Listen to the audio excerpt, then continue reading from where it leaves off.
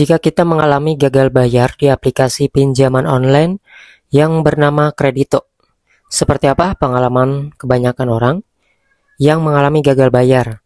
Bagaimana segi penagihan dari DC yang dimiliki oleh aplikasi Kredito yang satu ini? Dan karena tentunya aplikasi Kredito ini kan dia juga tergabung ya keanggotaannya dengan AFI dan resmi OJK.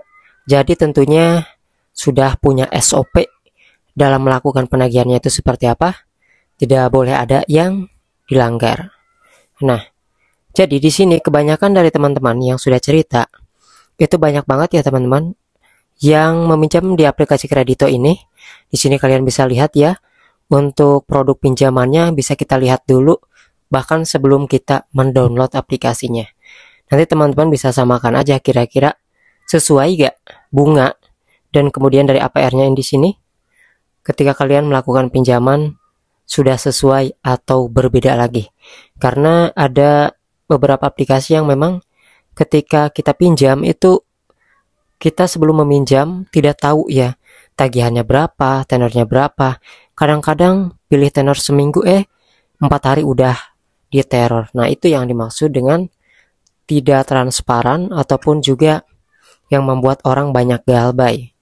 Maka dari itu buat teman-teman di aplikasi Kredito ini dikarenakan dia resmi, tentunya dalam segi penagihannya juga ya dia tidak akan menyebarkan data.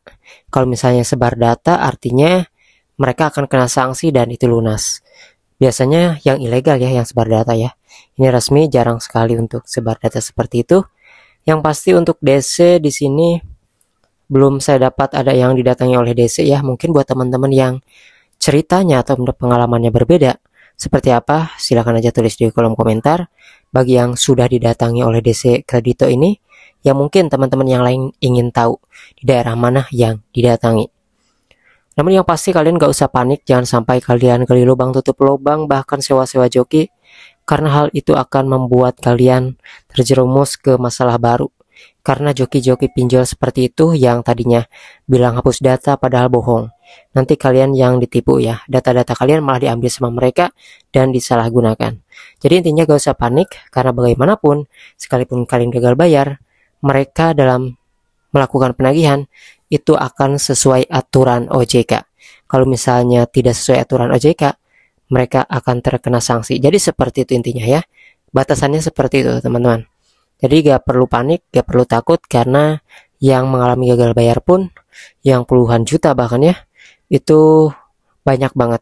Jadi belum tentu kita diutamakan orang yang ditagih oleh DC dari aplikasi Kredito ya, seperti itu. Yang pasti aplikasi Kredito ini kan dia juga belum terlalu maksimal ya, memberikan limit tingginya baru segitu.